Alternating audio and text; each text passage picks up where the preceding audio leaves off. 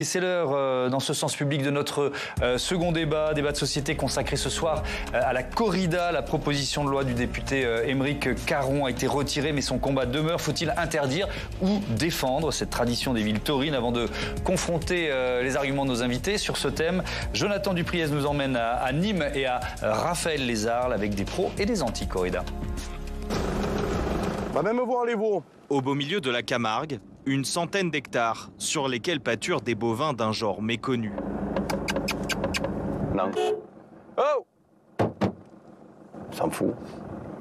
Il sait comment le prendre en photo quand on le filme. Cette imposante bête de 500 kilos est un taureau de combat. Virgile Alexandre en a fait sa spécialité. Il est éleveur depuis 2009. Le taureau de combat, il se bat naturellement avec ses congénères. C'est un taureau qui, de par sa nature, il est combattant. Ces taureaux sont des braves, une race spécialement louée pour son agressivité naturelle et élevée pour la corrida. Mais avant de finir dans une arène, il faut au moins 4 ans d'élevage en plein air, un processus long et coûteux. Tous les éleveurs sont d'accord avec moi, il nous coûte à minima 1 000 € par an. Donc pour le mener à 4 ans, il nous a coûté au moins 4 000 € le taureau. Et ça correspond à quoi ces frais? Ça correspond à tous les frais d'entretien, ne serait-ce que de fourrage, les frais vétérinaires, tous les frais inhérents à l'élevage d'un taureau. Mais avec la proposition de loi d'Aymeric Caron pour interdire la corrida, l'éleveur a bien cru voir son activité mise en péril, ainsi que celle de toute la filière française, composée de 46 éleveurs. Mais le député a retiré son texte avant même son examen. Un soulagement pour Virgile Alexandre. Si demain il n'y a plus de corrida, quel intérêt d'élever du taureau de combat? Quel intérêt? Pour les faire naître, les regarder grandir, les mener à l'abattoir, on n'aura pas l'intérêt. Je préfère faire autre chose, moi. La corrida, créatrice d'emplois et de richesses pour le territoire, cet argument est battu en brèche par les abolitionnistes comme Didier Bonnet. Pour ce militant, ce sont surtout les férias qui drainent de l'argent et non les corridas. La feria sans corrida existera toujours. Je donne un exemple, 2019. Les 2 ferias à Nîmes, 1 600 000 visiteurs. Toutes les corridas confondues, 150 000 personnes. C'est-à-dire qu'il y a 1 450 000 personnes qui sont venues pour faire la fête. Aucun impact. Et quand le maire parle de 60 millions de retombées économiques, c'est la feria. La corrida n'a rien ramené. Il faut que les corridas s'arrêtent. On ne peut plus torturer des bêtes pour l'amusement de quelques personnes. Ça n'existe pas, ça. Si la ville de Nîmes reste attachée à la corrida, elle a largement diversifié les activités de son amphithéâtre antique, transformé la plupart du temps en lieu d'événementiel ou de concert. Et la mairie veut poursuivre en ce sens. Les arènes, c'est le cœur battant de la ville. C'est le centre de tout ce qui se passe comme activité dans ces arènes, puisqu'il y a d'abord les corridas, les courses libres qui amènent à peu près 100 000 spectateurs par an. Et puis il y a les concerts l'été qui amènent aussi 160 170 000 spectateurs tous les ans. Il y a les Jeux romains aussi qui viennent chaque année maintenant dans ces arènes. Donc c'est un lieu de rencontre pour les Nîmois et pour les gens de l'extérieur. Nîmes veut encore améliorer l'attractivité de ses arènes. Avec l'État et la région Occitanie, la ville mène d'importants travaux pour consolider l'édifice vieux de 2000 ans. Un chantier à 54 millions d'euros, censé arriver à son terme en 2034. Faut-il interdire la corrida? Voilà le thème de notre débat. Je vous présente mes invités. Laurent Burgoa, bonsoir. Bienvenue. Bonsoir. Vous êtes sénateur LR du Gard, ancien adjoint à la mairie de Nîmes, adjoint à la tauromachie. Aymeric Caron, bonsoir. Député LFI de Paris, auteur de cette proposition de loi visant à interdire la corrida. J'accueille également Sarah Janin, bonsoir. Bonsoir. Bienvenue, vous êtes docteur en éthologie. On est également en duplex, en visioconférence avec l'ancien matador Julien Lescarré, bonsoir. Bienvenue à bonsoir vous. Tout le monde. Merci d'avoir accepté notre invitation. Et Mathieu Croissant évidemment, est resté à mes côtés. Un chiffre pour commencer. Ce sondage IFOP pour le journal du dimanche, daté du 17 novembre dernier, 74% des Français se disent favorables à l'interdiction de la corrida. Laurent Burgoa, quelle serait la proportion dans les villes taurines? Est-ce que les anti-corrida y sont forcément minoritaires? Écoutez, il y a eu des sondages qui ont été réalisés dans les villes taurines et c'est majoritairement des gens qui sont favorables à la corrida. Donc, moi, je crois que le problème, il est... Voilà, on ne demande pas d'exporter la corrida dans d'autres départements où elle existe de nos jours. On demande juste de la maintenir. Et je crois que c'est un principe de respect, de liberté. Et on demande d'être respecté. Moi, je comprends ceux qui n'aiment pas la corrida, que ceux qui n'aiment pas la corrida comprennent que d'autres peuvent l'aimer. Je peux me permettre Allez-y. Parce que vous n'avez pas vraiment répondu à la question de Thomas Hugues. Il faut demander des chiffres. Donc les chiffres, ils existent, il y a des sondages qui ont été faits. Donc il y a un sondage IFOP pour l'Alliance anti-corrida qui dit que dans les départements taurins, là on parle des départements, 75% des personnes interrogées sont contre la corrida.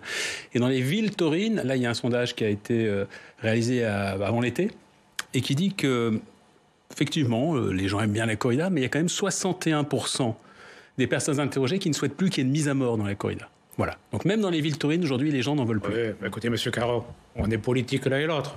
On sait que des fois, les sondages ne sont pas toujours véridiques. Et que moi, ce que je vois, c'est que... Ça vous arrange. Mais là, les sondages se répètent depuis 15 ans. Depuis 15 ans, ça ne m'arrange pas. Depuis la direction des sondages est toujours la même. C'est-à-dire que... Donc c'est les sondages qui doivent faire la loi? Alors, je ne dis pas qu'ils doivent faire la loi. Je dis en revanche, quand ils se confirment année après année, et qu'une tendance ne cesse de grandir, à un moment, il faut peut-être quand même se demander pourquoi les Français pensent cela. Thomas Hugues a évoqué un sondage qui dit 74%, mais il y en a d'autres des sondages.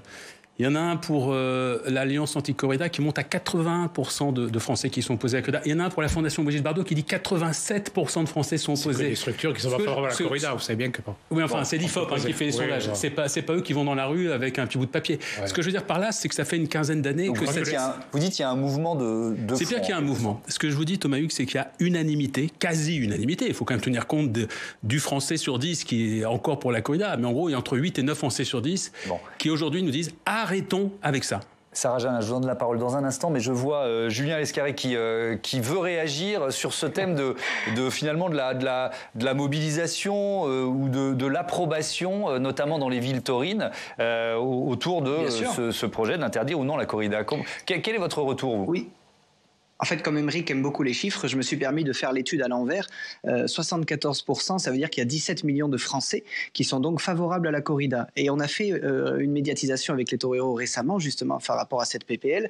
Et on a fait des interviews, je ne sais pas si je peux nommer votre confrère du Figaro, où 300 000 personnes ont voté pour le maintien de la corrida à 64%. Et un dernier chiffre, la ville de Vic-Fezensac, qui s'appelle la Feria du Taureau, c'est 3500 habitants et les arènes contiennent 7000 personnes. C'est plein pendant 4 jours. Je m'arrête là, je crois que les chiffres parlent d'eux-mêmes. On est dans le Gers. Bon, on ne va pas continuer sur la bataille du chiffre parce qu'il y a beaucoup de symboles autour de ce combat et je trouve que c'est pour ça que le débat est intéressant. Sarah Janin, est-ce que, avec votre regard de docteur en éthologie, est-ce que vous réussissez à comprendre les aficionados, les fans de corrida ?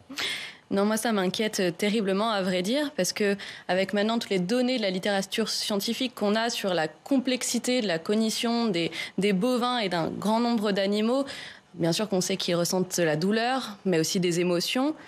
On ne va pas du tout vers un respect du vivant en mettant en scène leur souffrance. Donc vraiment, moi je suis très inquiète et très perplexe face au plaisir qu'on peut prendre à voir un animal souffrir et à montrer ça à des mineurs. Qui plus est. C'est-à-dire, vous nous dites que la science nous éclaire de plus en plus sur ce que vit le taureau dans une corrida. Exactement, c'est ça ? Parce qu'il y a bien sûr la souffrance physique, la douleur, ok, mais il y a aussi... On le savait, on pouvait en tout cas l'imaginer que l'animal... On pouvait l'imaginer, mais je crois qu'on a besoin maintenant de données, visiblement, de chiffres pour pouvoir l'entendre. Donc, justement, ça ne suffit visiblement pas à arrêter automatiquement, pourtant, cette pratique que moi, je juge aussi, même d'un point de vue scientifique, barbare, puisque maintenant on a conscience de ces choses-là, justement. Mais je reprends, parce qu'effectivement, ça peut être surprenant de se dire on a besoin d'éléments scientifiques. Il y a plus que la souffrance physique, en fait. Oui, il y a toute la détresse émotionnelle, parce que, je veux dire, la souffrance des taureaux, la souffrance mentale, c'est déjà d'être sorti de sa pâture, d'être transporté dans des conditions qui sont terribles, d'arriver dans un environnement inconnu avec des gens qui hurlent. Et c'est là, on n'en parle pas de la peur, on parle de son agressivité, de sa combativité. Mais c'est un animal qui est terrifié dans cet environnement-là et qui se défend plus qu'il ne combat. Excusez-moi, j'ai une question à vous poser, madame. Je vous en prie. Vous parlez de gens qui hurlent, de gens qui sont terrifiés. Est-ce que vous non, pas de gens. Non, les gens hurlent d'excitation. Ouais. Ils hurlent. Ils applaudissent. Ils applaudissent. Ouais. Moi, je crois qu'on peut parler aussi avec son cœur. Et donc moi, je veux dire, franchement, madame, j'ai un chat chez moi, j'ai un lapin, j'ai des poules, j'aime les animaux et j'aime aussi la corrida. Et vous dire que le taureau, il est élevé pendant 4 ans, beaucoup plus longtemps qu'un bovin qui est abattu dans un abattoir. Il est chéri par son éleveur, qui des fois, l'éleveur, il pleure de voir son taureau. Donc l'émotion, nous l'avons aussi, nous les aficionados. Et on a...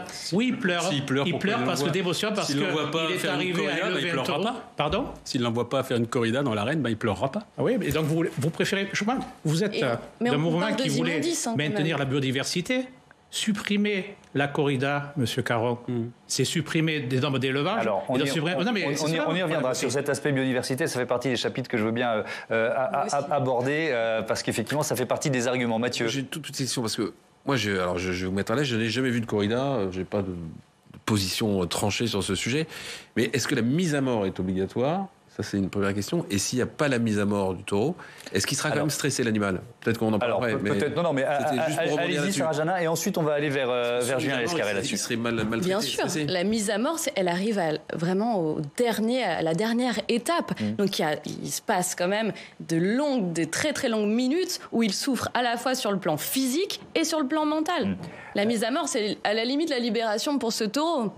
Julien Lescarré, il y a un argument que vous donnez souvent, vous et puis d'autres anciens matadors ou défenseurs de la corrida, c'est de dire que c'est une race à part, c'est un taureau de combat. Pourquoi vous dites ça ? Qu'est-ce qu'il y a derrière cette affirmation ? Oui, en effet, je suis très surpris d'ailleurs de voir que généralement les gens parlent de notre métier, ils n'ont jamais mis de costume de lumière, ils n'ont jamais été dans un élevage. J'ai eu un débat avec Aymeric il n'y a pas très longtemps, je l'ai invité à venir voir un élevage de taureaux pour voir réellement ce que c'était cet animal, et les images que vous avez passées étaient déjà un indicateur. Mais je dois préciser que c'est un taureau qui attaque, c'est un animal qui attaque, et pour contrer un petit peu ce que dit madame, on fait aussi des tests dans les champs directement en pleine liberté où les taureaux ont le choix de s'échapper, ils continuent à attaquer, à agresser. C'est une particularité de cet animal-là, et nous on va effectivement l'affronter parce que ça reste un animal de consommation, et donc le tuer du mieux possible. On a un carnet pour ça, ça s'octroie, ça se mérite, ce carnet de tuer convenablement. On ne peut pas faire n'importe quoi, il y a des règles très strictes également, et cette mise à mort, comme pour tous les animaux, en tout cas ceux qui consomment de la viande, elle est inéluctable. Mais vous semblez dire qu'on trouve des taureaux comme ça dans la nature, mais c'est une sélection artificielle. Bien sûr. Donc on a recherché cette combativité, elle n'est absolument pas naturelle, on l'a entretenue. Et exactement. Ça arrive dans de très très très très rares cas, mais si l'animal était gracié, ce qui arrive une fois sur 1000, il servira à la reproduction, parce que justement ça aurait été celui qui a été le plus, mettons, agressif, le plus combatif. Mais du coup c'est recherché dans la nature, ces animaux disparaîtraient. Et heureusement, parce que dans un groupe, un animal qui se trouve agressif, il est évincé du groupe. Alors, on va continuer d'en parler. Je vous redonnerai la parole évidemment aux uns et aux autres. On va se concentrer maintenant sur la proposition de loi, Aymeric Caron, que vous aviez déposée, que vous vous apprêtiez à défendre, que vous avez commencé à défendre. Quentin Calmet, vous pouvez nous rejoindre. On a voulu regarder précisément ce qu'il y avait dans cette PPL, dans cette proposition de loi. PPL, exactement, c'est ce qu'on dit. Je commence à utiliser votre jargon de journaliste parlementaire. C'est très bien. Effectivement, on s'est intéressé à l'aspect technique de cette loi. Ce que vous dénoncez en clair, Aymeric Caron, c'est l'exception en fait dont bénéficie la corrida, car le code pénal initialement proscrit les actes de cruauté envers les animaux. C'est l'article 521-1, on va le voir.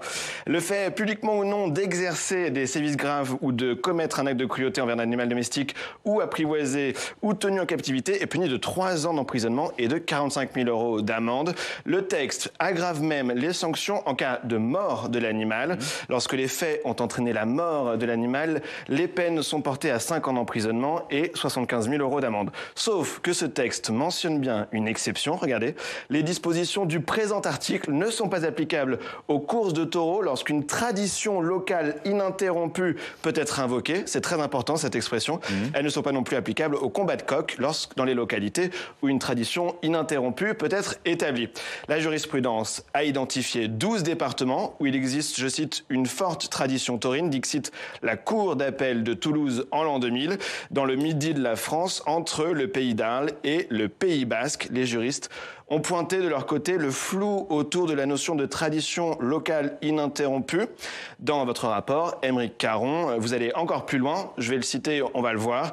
L'existence d'une tradition locale ininterrompue permet de justifier la commission de ce délit et emporte donc une conséquence néfaste dans la mesure où elle elle confère à une tradition une valeur supérieure à la loi.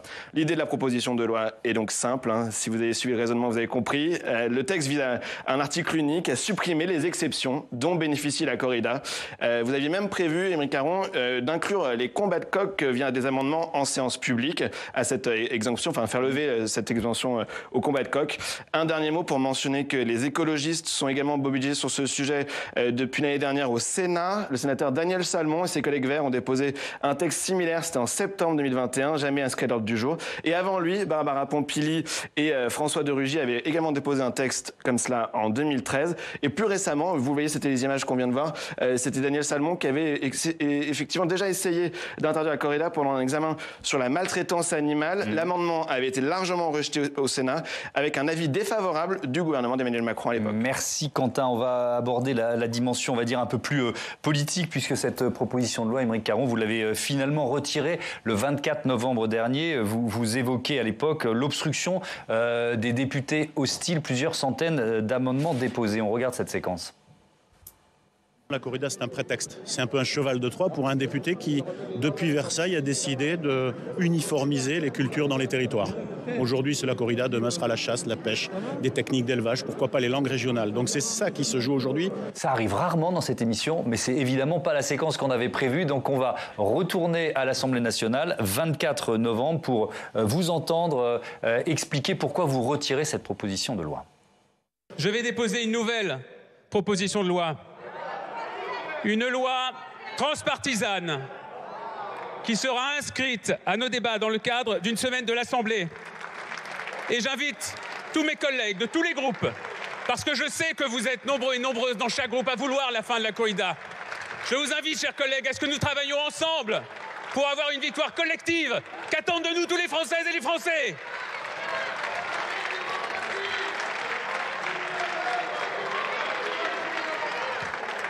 La corrida sera bientôt abolie dans ce pays, je le promets.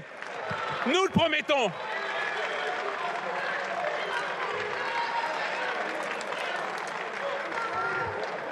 Madame la Présidente, vous l'avez compris. Madame la Présidente, vous l'avez compris, pour aujourd'hui, malheureusement, je suis contraint de retirer ce texte. Aymeric Caron, pourquoi vous avez changé de stratégie? Et puis peut-être derrière ça, est-ce qu'il y a une majorité transpartisane à l'Assemblée ou plus généralement au Parlement pour porter cette proposition? Oui, il y a une majorité transpartisane parmi les députés. C'est ça qui est terrible. Pour l'instant, ce à quoi on a assisté, c'est un véritable déni de démocratie. Je pense que l'Assemblée est assez représentative finalement de la France, sur cette question en tout cas. Dans les conversations que j'ai pu avoir avec les uns et les autres, les unes et les autres, j'ai constaté que dans chaque groupe, je rencontrais pas mal de gens qui allaient voter cette PPL il y a quelques semaines. Ce que ne montre pas la séquence, c'est le moment où j'indique qu'au moment où je parle, il y a 450 amendements qui restent encore, parce qu'à un moment, il y a plus de 800 amendements qui étaient déposés sous cet article unique. Il faut le faire. Il faut savoir que cette PPL est déposée dans le cadre d'une niche parlementaire, qui est un cadre très particulier, puisque limité dans le temps, on étudie les textes de 9h du matin à minuit, et à minuit, ça s'arrête. Ouais. C'est terminé. Et il y avait d'autres propositions de loi du groupe de la NUPES. On a fait le calcul, malheureusement, avec nos équipes, qu'avec les 450 amendements qui étaient sous ce texte, quand bien même on serait parvenu à en faire tomber un certain nombre, on ne pouvait pas tous les faire tomber, on devait quand même en étudier un gros paquet, et on n'arriverait pas à minuit. Donc, la décision était très très dure à prendre, mais effectivement, on a dit on va essayer de privilégier dans ce cas-là un autre texte qui avait une chance d'être voté avant minuit. J'entends ça, mais ça c'est le jeu parlementaire, vous le connaissez par cœur. Pas du tout. Et la NUPES, les députés de la NUPES eux-mêmes déposent parfois des amendements par dizaines ou par centaines. Pour nos spectateurs qui écoutent, qui regardent Public Sénat, il faut quand même leur expliquer. La niche parlementaire, c'est très particulier en raison de ce temps imparti. On ne peut pas aller au-delà. La FI ne pourrit pas les niches.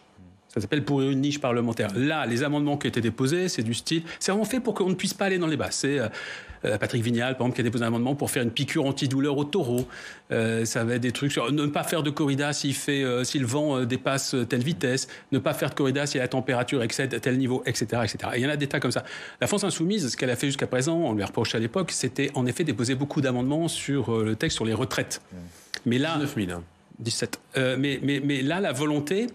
elle était claire, elle était inverse, en réalité. C'était parce qu'à l'époque, la France Insoumise considérait que le débat n'avait... Non, pardonnez-moi, Thomas, je prends le temps d'expliquer. Mais terminé, mais on va avancer, il y a beaucoup d'autres thèmes. Mais non, mais c'est important que les Français comprennent vraiment comment ça se passe. À l'époque, la France Insoumise considérait que le débat n'avait pas eu lieu dans la société. Et il ralentissait donc, effectivement, l'examen de la loi pour faire en sorte que tout le monde puisse s'organiser dans la société pour vraiment débattre de ce texte. Là, c'est l'inverse. C'est de dire, on va faire en sorte qu'à minuit, tout le monde plie bagage et qu'on n'ait pas parlé de la corrida correctement. Laurent Bourgois, sur cette séquence et puis plus généralement, sur le fait que ce soit effectivement, ça traverse un peu les groupes parlementaires, que ce soit à l'Assemblée ou au Sénat, quelles que soient les couleurs politiques, il y a des pros et des anti-corrida. Oui, c'est vrai. Est-ce qu'au Sénat, vous avez évalué une majorité pro ou anti-corrida?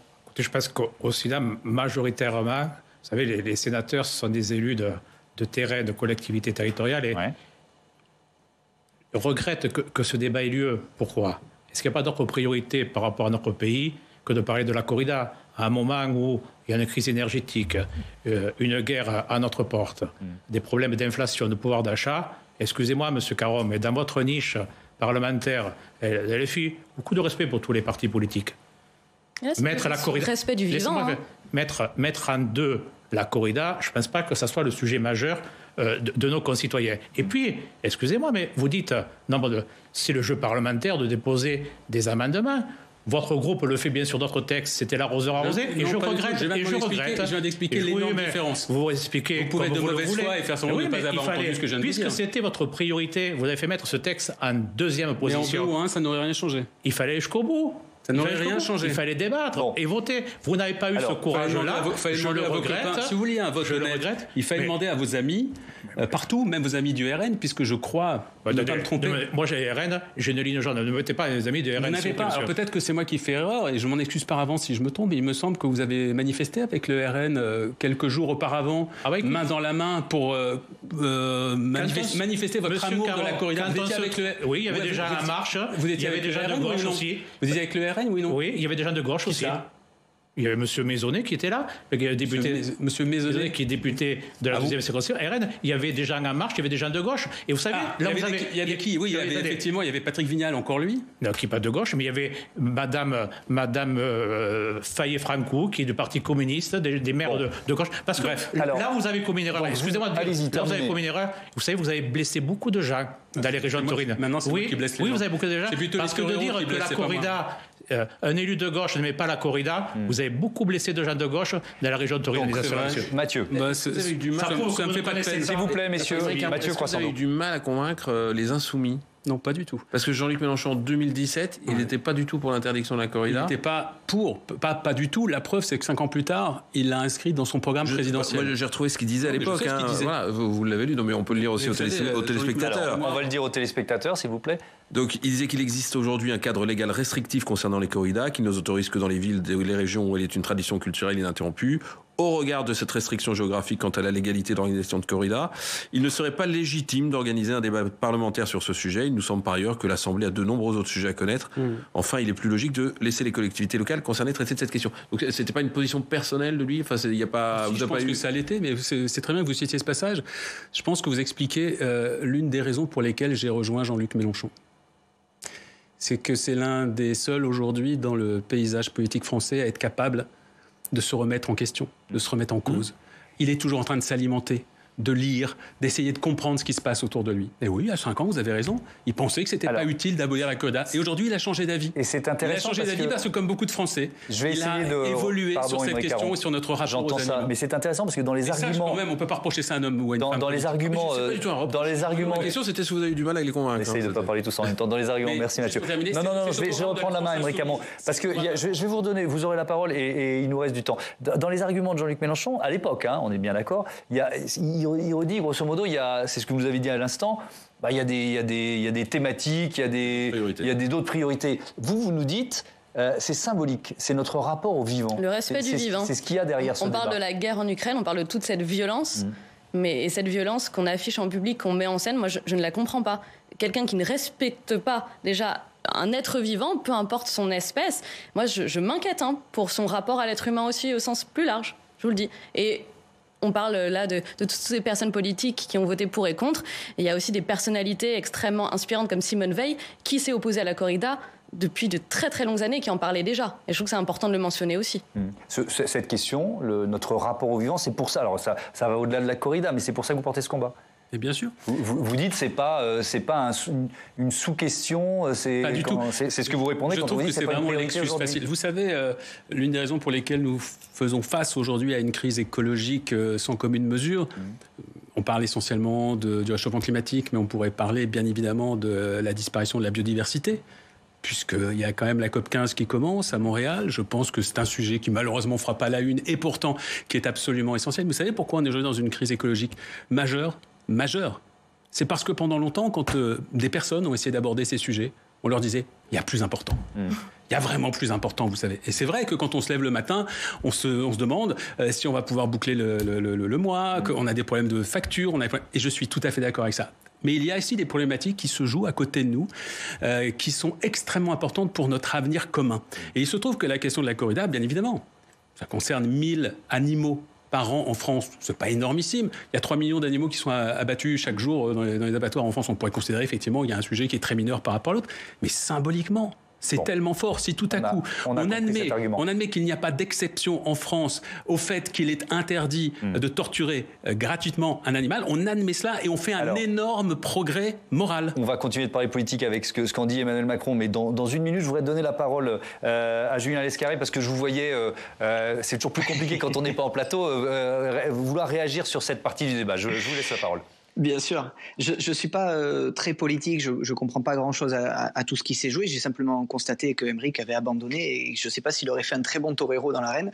Mais en tout cas, nous, on est allés à Paris avec les toreros, on a rencontré beaucoup de députés et un par un, on a discuté. Et ils se sont intéressés à qui on était, à ce qu'on faisait. Ils ont compris. Je ne sais pas si on a changé leur vote ou pas. En tout cas, il y a un vrai problème de discours, de dialogue. On s'est rendu compte que les gens méconnaissent terriblement qui nous sommes. Et qui nous sommes, nous sommes des animalistes, nous sommes des écologistes, nous sommes l'exemple à suivre aujourd'hui. Et je vais tout à fait dans le sens d'Aymeric et de Madame, pardon, j'ai oublié votre nom, mais je vais tout à fait dans leur sens. On est l'exemple à suivre en termes d'élevage, en termes de maintien de biodiversité, en termes de vie quotidienne et taurine. Et en plus, j'ai la chance d'être aussi charcutier et éleveur de cochons ibériques. C'est les mêmes méthodes. On a des hectares par cochon, on a des limites, on ne peut pas élever plus que ce qui est autorisé. C'est la même chose pour les taureaux. On est un exemple pour les 3 millions d'animaux qui sont tués par jour. Mathieu, pardon, mais la chronique sur Emmanuel Macron va attendre encore quelques minutes, parce que quand vous nous dites je suis animaliste, je suis écologiste, ça fait réagir évidemment à mes côtés. Mais alors donnez-nous les arguments, que je comprenne bien, parce que j'avoue que comme ça, de prime abord, j'ai du mal à comprendre. Bien sûr. Et puis ensuite, je donnerai la parole aux autres invités.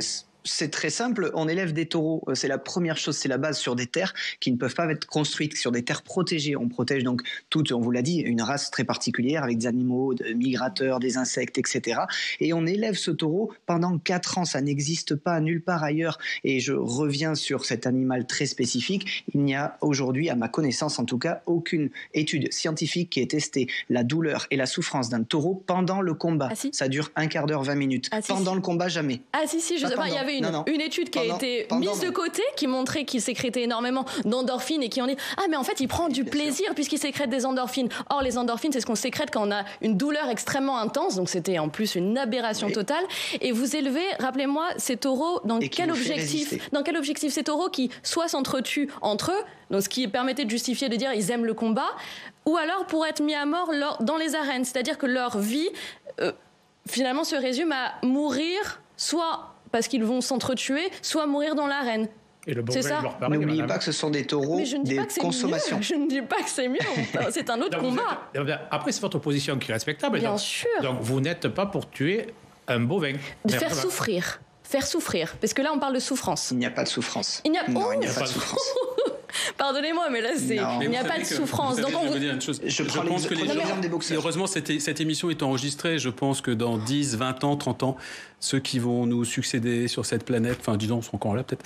Mais en tout cas, regardons ces images et pardonnez-moi, mais ils auront un regard quand même assez critique. Ils croiront pas ce qu'ils entendent. Qu'il y ait des gens qui osent affirmer en 2022 sur un plateau de télévision qu'un taureau qu'on embroche, dans lequel on plante des pics, on plante des harpons, à qui on donne des coups d'épée à 5, 6, 7 reprises, qu'ils ne souffrent pas, qu'ils ne sentent rien. Mais ils vont ça, monsieur Caro, parce que vous dites des termes, le harpon, harpon qu'on plante, la pique. Ah oui, ce sont les banderilles. Ce sont les banderilles. À la fin, il y a ce qu'on appelle un harpon. Mais arrêtez votre désinformation. Non, c'est pas des informations. Il y a quoi au bout des banderilles? On n'est pas d'accord. Il y a quoi au bout des banderilles? On n'est pas d'accord.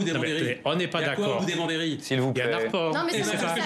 Non, mais vous plantez les pics. Les nourrissons qu'on opérait sans anesthésie jusqu'à encore récemment. Et on disait, mais non, mais pas besoin, on va les opérer sans anesthésie parce qu'ils ne ressentent pas la douleur.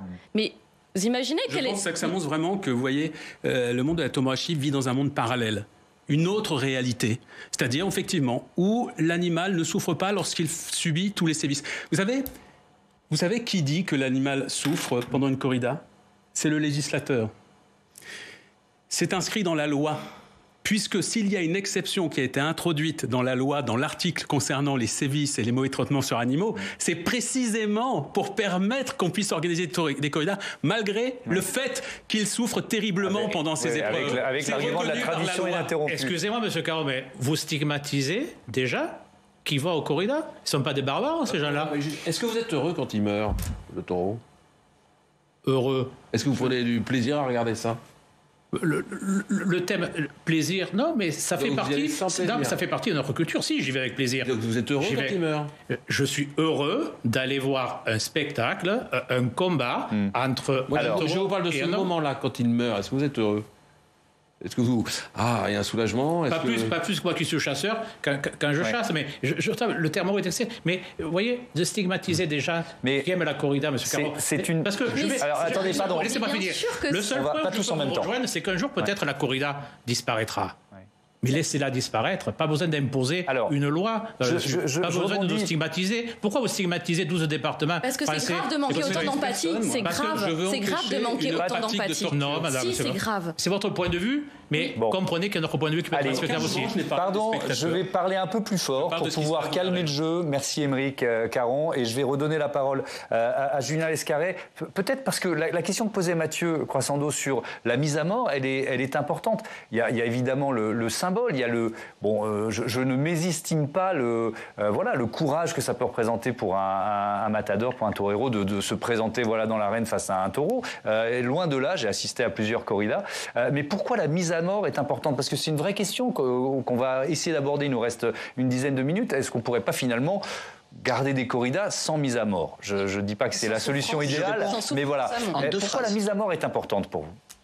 Je réponds en 2 phrases. Alors, les corridas sans mise à mort, ça existe. C'est d'autres pratiques. C'est la culture du taureau avec les courses landaises, les courses camarguaises, etc. C'est une autre pratique où il y a au bout, effectivement, la mise à mort parce que c'est un animal de consommation et qu'un boucher va traiter la viande et la consommer et la viande et la vendre. Et je réagis très rapidement sur ce qui a été dit au niveau de la douleur et de la souffrance. Moi, j'ai pris un coup de corne par un taureau au moment de la mise à mort. Quand je lui ai donné ce geste de l'estocade, il n'y a pas plus symbolique.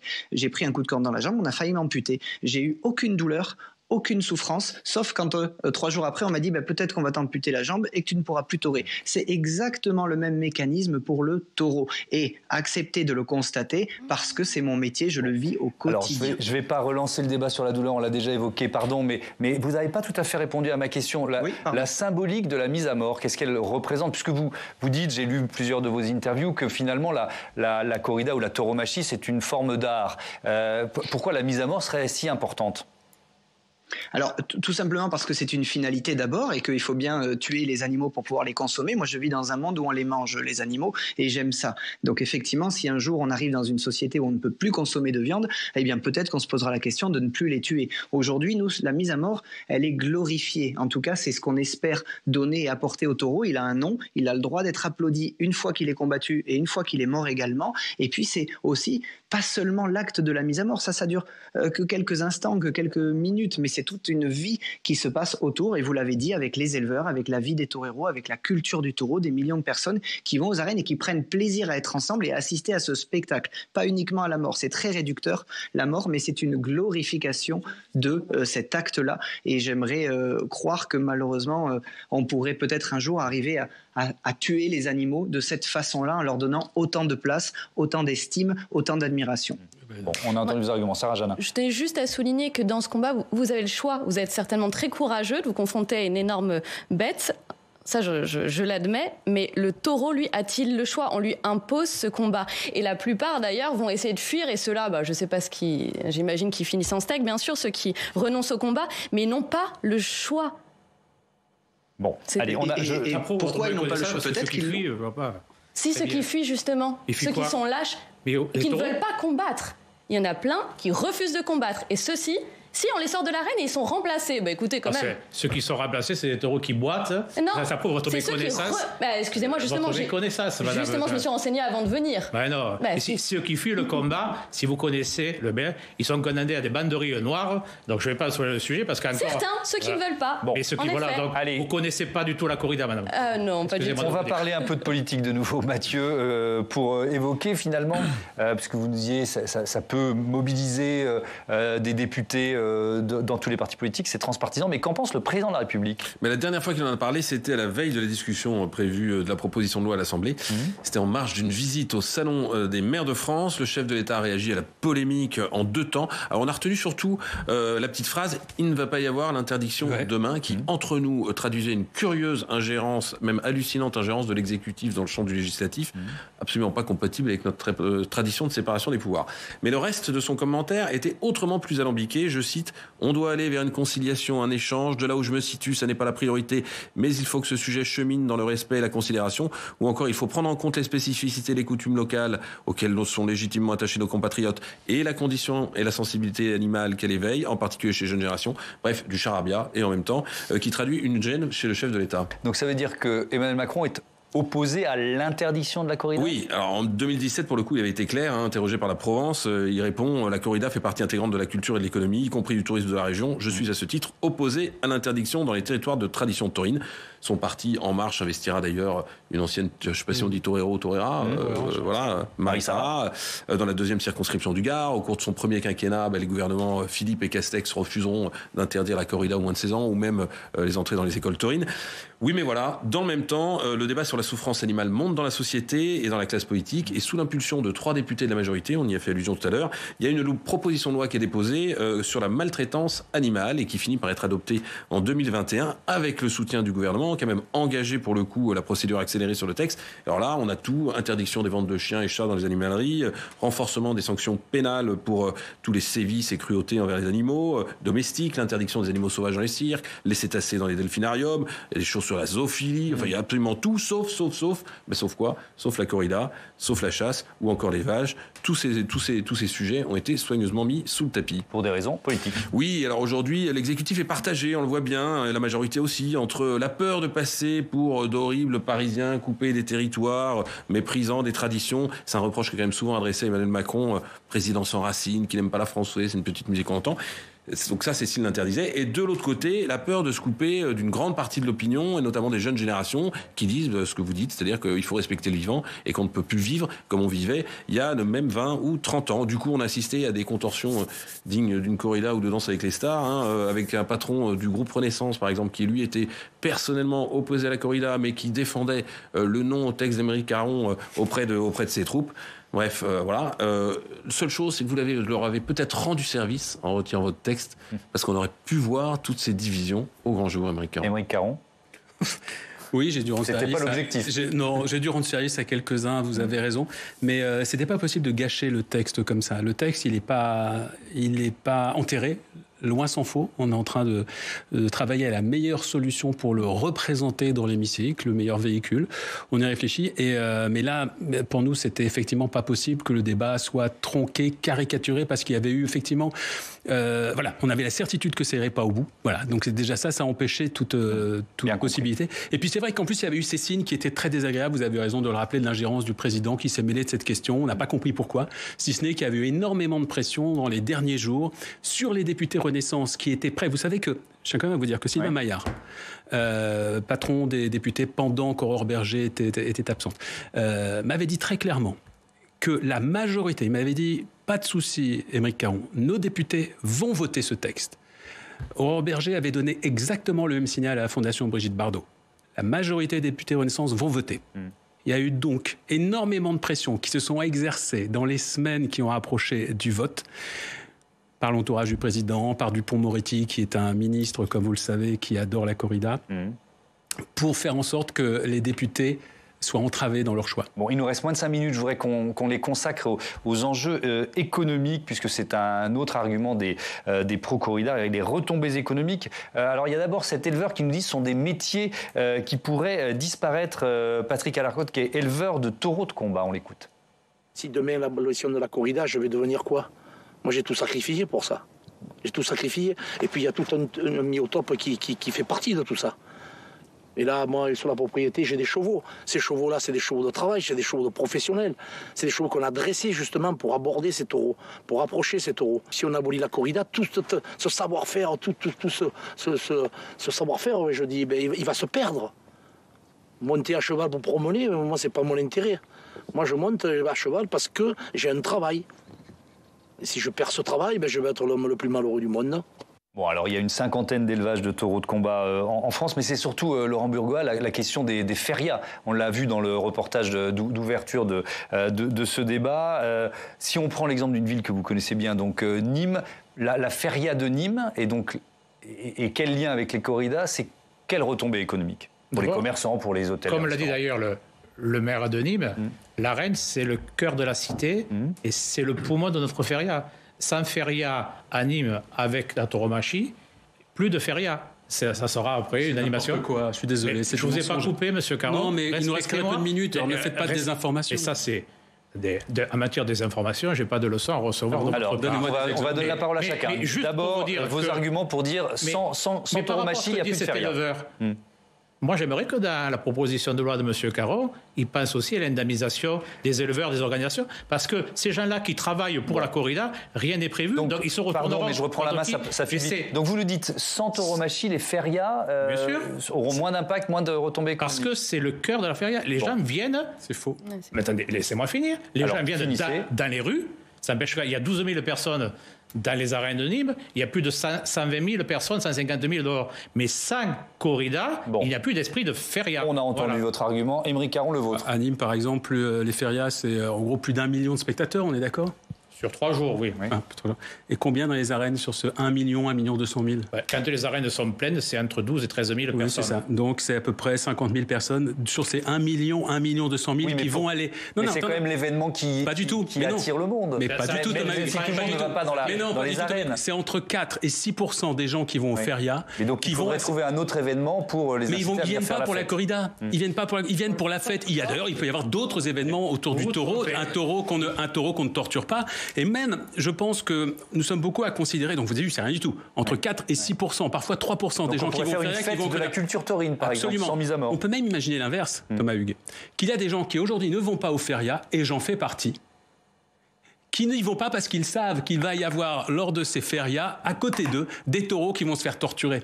Mais ils n'ont pas envie d'aller dans un événement qui, notamment, promeut ce genre d'événement. Et donc, il y a des gens... Moi, je pense que si tout à coup, on sait que ce sont des ferias qui sont organisés sans taureaux torturés et mis à mort, il y aura encore plus de gens qui viendront aux ferias. Stigmatiser encore les gens. Allez, on a entendu les arguments des uns et des autres. Pardon de devoir vous interrompre, mais c'est la fin de ce débat. On a essayé de le maintenir le plus respectueux possible. J'espère y être arrivé. Pardon pour les moments où c'était un peu le brouhaha parce que tout le monde parlait en même temps, mais on s'y attendait. C'est un peu logique. C'est pas ce qu'on recherche, mais j'espère que vous avez pu vous faire vous aussi votre opinion et savoir pourquoi ce débat reste important dans notre pays. Merci encore. Je vous dis à bientôt sur Public Sénat. Votre prochain rendez-vous politique sur notre antenne demain matin. Oriane Mancini reçoit Clémentine Autain, votre collègue députée LFI de Seine-Saint-Denis. Bonne soirée à toutes et à tous.